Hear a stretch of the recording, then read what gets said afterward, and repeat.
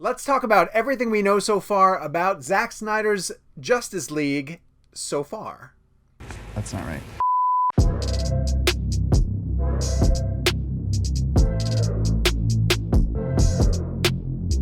Hey guys, it's Sean O'Connell, the managing director here at CinemaBlend, back with your weekly Snyder Cut analysis, and we want to do a video that talks about everything that we know about Zack Snyder's Justice League that is coming to HBO Max in 2021. I know we've been talking a lot about this cut, but after DC Fandom and after a few things that Zack dropped on social media, we figured this would be a really good time for us to just sort of touch base, get everybody on the same page, and move forward as we look forward to the release and go over all the details that we know. Starting with the plot. Now, it's important to talk about the fact that when people saw the trailer that played at DC Fandom, one of the critiques that was aimed at the trailer is that it looks like the same movie. And to them, I have to say, well, no freaking duh. Of course it's the same movie. Like, he is doing a trailer for a movie that was going to come out in 2017. But he couldn't give you the exact same trailer that he gave you 2 additional times, because he had a full Justice League trailer, and he also had a Comic-Con footage reel that he brought them. Each of them were about 2.5 minutes long. So this man faced a marketing challenge of putting together a fresh new trailer for a movie that he's been sitting on for the better part of 3 years. We know why he's been sitting on it, because Warner Brothers wouldn't let him finish it, and the theatrical cut that came out is totally different. But the story of Justice League is still going to be Superman has died at the end of Batman vs. Superman. Bruce and Diana think that they need to get a team together because they know that there's a bigger threat coming. The others like me. Why did you say they'll have to fight? Just a feeling. The team that they are going to recruit is going to consist of Victor Stone, aka Cyborg, Barry Allen, aka The Flash, and Arthur Curry, aka the Aquaman. All of that's going to be the same. You're going to see scenes that were teased in the first Justice League trailer that Zack still cut, that was part of his footage, but you're going to see different angles, different aspects, and anybody who says that it looks like the exact same movie is totally lying, because Zack Snyder has said that he is not going to use a single frame of footage that he didn't shoot. So while there are a couple of scenes that were his that exist in the theatrical cut, anything that Joss Whedon shot that made it into the theatrical cut is going to be completely purged from the record. It's ancient history. Fabian Wagner, cinematographer who worked with Zack Snyder on Justice League, did go see theatrical cut. Zack has said he's never seen theatrical cut, so we're trusting the word of cinematographer Fabian Wagner. He estimates that roughly 10% of what they shot made it into the theatrical cut, which means 90% of the movie we still haven't seen yet. You're still going to get the arrival of Steppenwolf on our planet, and he's still going to be trying to get the mother boxes, but there's a lot of other different things that Zack was planning to do that Joss basically left on the cutting room floor. Can I keep this? No. A lot of it's tied to Cyborg. A lot of it's tied to Flash. We're going to get into some of the changes that we expect to see and some of the differences that will separate the Snyder Cut from the theatrical cut in our next section. There's a lot more Barry Allen, played by Ezra Miller, and his development as a character. And one of the scenes that we got to see was something that was teased in an earlier trailer, which is Barry breaking through a glass pane from a store that he's in so that he can rescue Iris West, who's played by Kirstie Clemons, as she's involved in a horrific car accident. This was Barry and Iris essentially going through the rescue mission. We're going to see more of that. There's going to be more of a setup between Barry and his father, who's been imprisoned because of a murder. Barry lost his mother. His father's being accused of the crime. People who read DC Comics know that Barry's father is innocent, and this is eventually going to be setting up some type of a Flashpoint timeline where we will find out who actually did kill Barry's mother, but that's way more complicated. But they're going to get into some more character development of that. We got some of that scene when Barry went to go visit his father, played by Billy Crudup, in the theatrical cut, but Zack has a much more extended take on that and is going to get into more of his life. We will see a heroic Barry Allen. You saw the scenes in the trailer that Zack brought to Fandom that show a lot more of Barry manipulating himself through the Speed Force. And so he's going to be a completely different character from what you saw in theatrical cut. He is not going to be the one who has to confess. I've never done battle. I've just pushed some people and run away.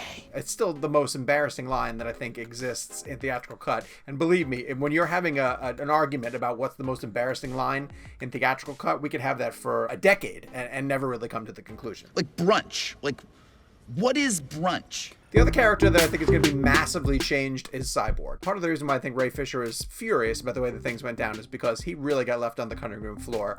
And you're going to see a lot more from that character in this version. Zack actually calls Ray Fisher and Victor Stone and Cyborg the heart of the movie. And you can almost see why, because we're going to see him as a triumphant athlete, and you can see his mom cheering from him in the stands. Those two are going to be involved in a horrific car accident shortly after that game, I believe.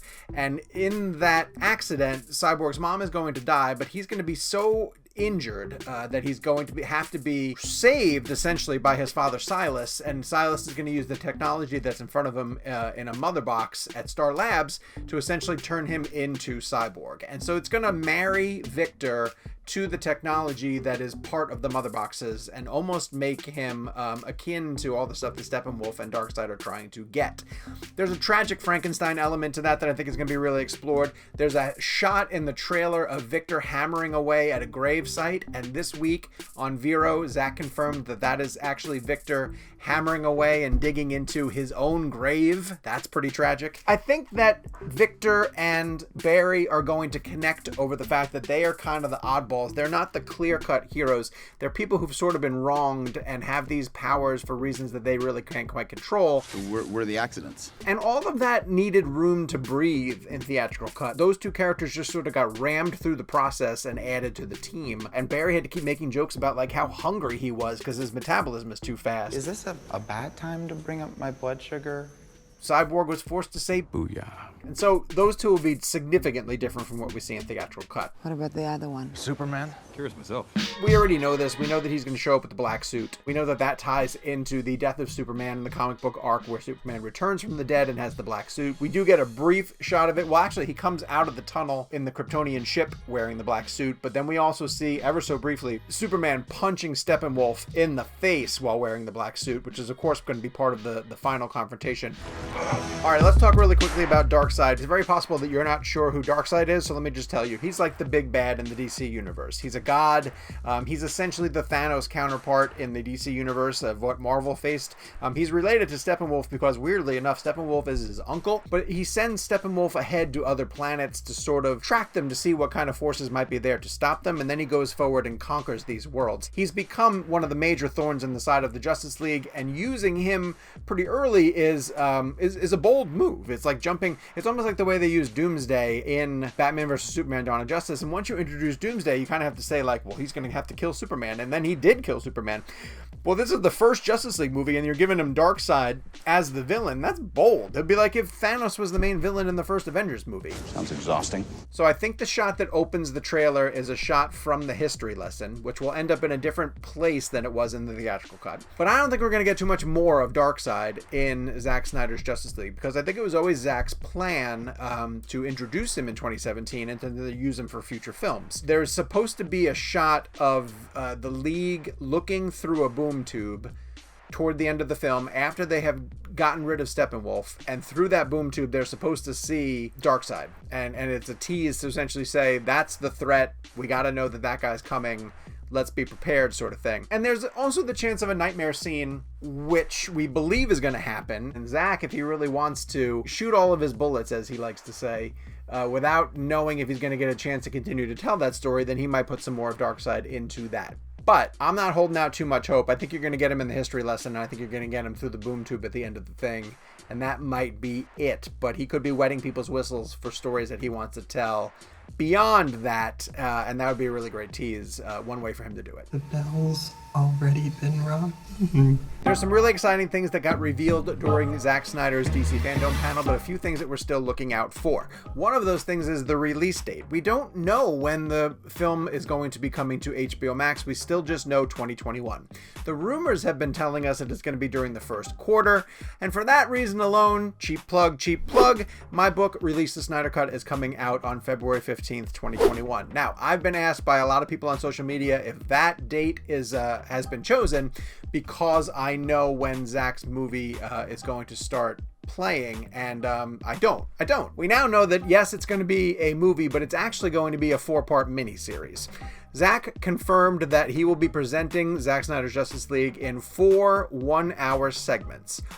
And to me, the ideal time for an HBO Max series to start airing would be Sunday night. 2/14 is a very important date in the Snyder Cut community because that was the runtime that he had always been teasing that the Snyder Cut is, 214 minutes. So if you wanted to drop it on 2/14, that would make a lot of sense. Sunday the 14th is a Sunday, obviously. And like I said, HBO Max tends to roll out new programs on Sunday evening, so that's a great way to do it. If you don't love the idea that it's going to be 4 one-hour episodes, and personally, I kind of love it, but Zack has also said that he will also cut together one long 4-hour theatrical cut that we will be able to own on a DVD Blu-ray, possibly in a steelbook, and it would also give him the chance, once theaters are back up and running and people are returning to them in a safe fashion, I wouldn't be surprised if he took it around on a bit of a road show or made it available for people to be able to see on the big screen, because as much as we're all excited to see it, and it'll be a thrill to see it on HBO Max, I know that if the diehard Snyder Cut fan base had the chance to see it on the big screen all 4 hours, we would be lining up weekend after weekend after weekend to see it repeatedly. Where do you even have the time? I make the time. So that, I believe, is everything that we currently know about Zack Snyder's Justice League. Oh, the one other thing that we don't quite know yet is the official title. During DC Fandom, they were calling it the Snyder Cut of Justice League. Zack officially says he wants it to be called Zack Snyder's Justice League, but nobody's able to clarify 100% what the title is going to be. So there's still a few things that we're waiting to find out. While you are waiting, keep coming back around because we're going to have these Snyder Cut videos on CinemaBlend's YouTube page every single week. One way to make sure that you do not miss them is by hitting subscribe and turning on your notifications. It allows you to keep up to date with the videos that we post here on CinemaBlend's YouTube page, keep track of all of our Snyder Cut information, interact with me in the comments, and just enjoy all of the entertainment content that we are putting up here on our page.